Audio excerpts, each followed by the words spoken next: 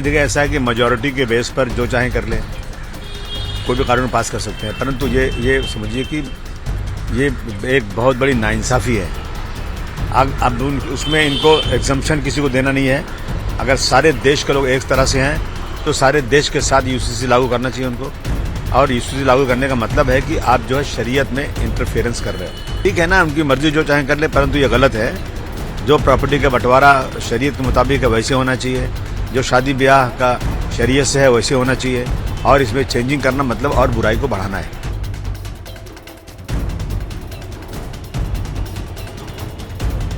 उत्तराखंड के मुख्यमंत्री पुष्कर सिंह धामी ने ऑफिशियली यूसीसी यानी सामान्य नागरिक कानून लागू कर दिया है। जैसा कि उन्होंने 2022 के अपने चुनाव का वादा किया था, अब वो ऑफिशियली उत्तराखंड पूरे देश का पहला ऐसा राज्य हुआ है जहां पर यूसीसी लागू कर दिया गया। इस बारे में हमारे साथ बात करने के लिए महाराष्ट्र समाजवादी पार्टी के अध्यक्ष और विधायक अबू आजमी जी हैं। सर, बीजेपी की जो सरकार है वहां पर, और जो सरकार की तरफ से वादा किया गया था कि अगर 2022 में सरकार बन गई तो यूसीसी लागू करने वाला उत्तराखंड पहला राज्य होगा, अब ये ऑफिशियली हो गया है। सर, क्या कहेंगे? नहीं, देखिए, ऐसा है कि मेजॉरिटी के बेस पर जो चाहें कर लें, कोई भी कानून पास कर सकते हैं, परंतु ये समझिए कि ये एक बहुत बड़ी नाइंसाफ़ी है।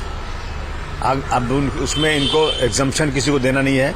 अगर सारे देश के लोग एक तरह से हैं तो सारे देश के साथ यूसीसी लागू करना चाहिए उनको। और यूसीसी लागू करने का मतलब है कि आप जो है शरीयत में इंटरफेरेंस कर रहे हो। हर कानून मानते हैं हम। क्राइम में किसी को 302 है, 307 है, ये जो भी केसेस है सब में है। सिर्फ ऐसी कुछ चीज़ें हैं जो शरीयत में है, शादी ब्याह प्रॉपर्टी का बंटवारा, अगर इसमें इंटरफेरेंस करते हैं, मैं समझता हूँ ये हमें जल्दी मंजूर नहीं होगा और इसकी मुखालफत की जाएगी। देखते हैं क्या करते हैं। सर, लेकिन अब तो लागू हो चुका है, तो बहु विवाह जो हुआ करता था, प्रॉपर्टी में जो हिस्सेदारी होती थी या दूसरी जो चीज़ों में एक्सेप्शंस मिलना करते थे, वो सब सारी चीज़ें खत्म हो जाएंगी उत्तराखंड में। ठीक है ना, उनकी मर्जी जो चाहें कर ले, परंतु ये गलत है। जो प्रॉपर्टी का बंटवारा शरीयत के मुताबिक है वैसे होना चाहिए, जो शादी ब्याह का शरीयत से है वैसे होना चाहिए, और इसमें चेंजिंग करना मतलब और बुराई को बढ़ाना है। सर, लेकिन अमित शाह तो पहले ही कह चुके हैं कि जो बीजेपी शासित प्रदेश है पहले वहां पर यूसीसी लागू किया जाएगा, उसके बाद पूरे देश में लागू किया जाएगा।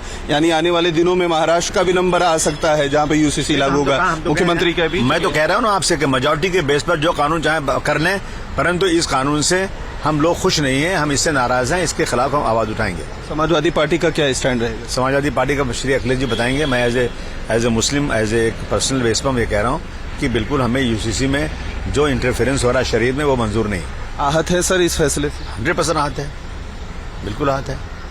तो आपको लग रहा है सर, चूंकि अब जो है दिल्ली का चुनाव अब कुछ ही दिन रह गया है, वोटिंग भी वहां पर होनी है, तो इस चीज को लेकर अब इसका मुद्दा उठाया जाएगा, क्योंकि आज वहां पर 2 सभाएं भी हैं अमित शाह जी की? नहीं, जो चाहे उठा लें, लेकिन डेवलपमेंट में बात नहीं कर रहे हैं। देश की आर्थिक स्थिति बर्बाद होती जा रही है, लोग भुखमरी के कगार पर खड़े हुए हैं, बॉर्डर पे घुस के चाइना बैठा हुआ है। इन सब चीजों को बात करने के बजाय आप जो है सिर्फ से वो कर रहे हो जो मुस्लिम हिंदू करके देश को बर्बाद कर रहे हो। मैं समझता हूँ ये देश के लिए नुकसानदेह है। अखिलेश यादव तो सर अब जाके संगम में स्नान भी कर लिया, महाकुंभ का जो है स्नान उन्होंने कर लिया है। बीजेपी के नेता कह रहे हैं अब उन्हें सद्बुद्धि आनी चाहिए, अब तो लगता है कि मन शांत हो गया होगा, तो जो महाकुंभ के बारे में उल्टी सीधी बातें कर रहे थे अब वो नहीं करेंगे। क्या बातों का जवाब मैं क्या दूं? अखिलेश जी धार्मिक आदमी है, उन्होंने जाकर वहां पे स्नान किया तो अच्छा काम किया, कोई गलत काम थोड़ी किया। ये किसी का क्या, या कुंभ जो है किसी के बाप की जागीर है क्या? कुंभ के अंदर जाना हर इंसान को, जो भी धर्म को मानता, जाना चाहिए उनको। लेकिन कमियां गिनवाया सर अखिलेश जी, फालतूगिरी, सब फालतूगिरी। ये थे अबू आजमी, जिन्होंने साफ तौर पर कहा कि यूसीसी जो लागू किया गया है वो मेजॉरिटी वोट बैंक के चलते सरकार ने इस तरीके से किया है, लेकिन उनका विरोध जारी रहेगा। देखिए, यूनिफॉर्म सिविल कोड इस मुल्क की कतई तौर पर कभी जरूरत नहीं है। ये क्यों लागू किया जा रहा है, इसके पीछे वोट बैंक की क्या मुहिम है और किन लोगों को इसके माध्यम से उनके हुकूक छीनने की कोशिश की जाएगी, ये जग जाहिर है, पूरी दुनिया जानती है। यूनिफॉर्म सिविल कोड असल में यूनिफॉर्म सिविल कोड की शक्ल में लागू नहीं किया जा रहा है, बल्कि उसका मकसद सिर्फ ये है कि मुसलमानों के जो हुकूक हैं, उनकी जो मजहबी आज़ादी है या उनका जो पर्सनल लॉ में उनको जो इजाज़त मिली है, वो तमाम इख्तियारात उनसे छीन लिया जाए और मुसलमानों के हुकूक, मुसलमानों के कॉन्स्टिट्यूशनल राइट जो पर्सनल्ला पर अमल करने के लिए कॉन्स्टिट्यूशन ने और आइन ने उन्हें दिए हैं, उसको पामाल किया जाए। और यही एक प्लानिंग के तहत इस तरीके का ववेला मचाने की कोशिश की जा रही है। उत्तराखंड के बाद अब उत्तर प्रदेश में भी सरकार पर दबाव बनाया जा रहा है। महाकुंभ से भी आवाजें उठ रही हैं इस तरह की, यूसीसी यूपी में भी लागू किया जाए।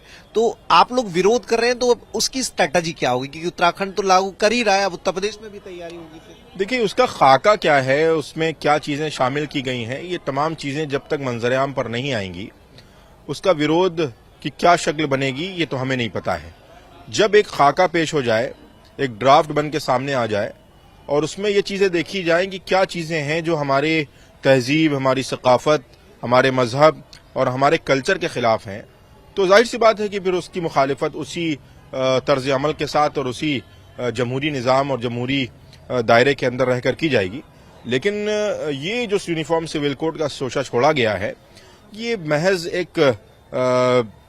एक नया शिगुफा है कि जिसका मकसद सिर्फ और सिर्फ ये है कि मुल्क के अंदर और सूबे के अंदर एक नया मुद्दा लोगों को दिया जाए, जिससे उनके बुनियादी जो मसाइल हैं, जो उनके अपलिफ्टमेंट के मसाइल हैं, वो पीछे रह जाएं और सिर्फ हिंदू और मुस्लिम के दायरे में और नुक्ते नज़र से इन चीज़ों को देखा जाने लगे।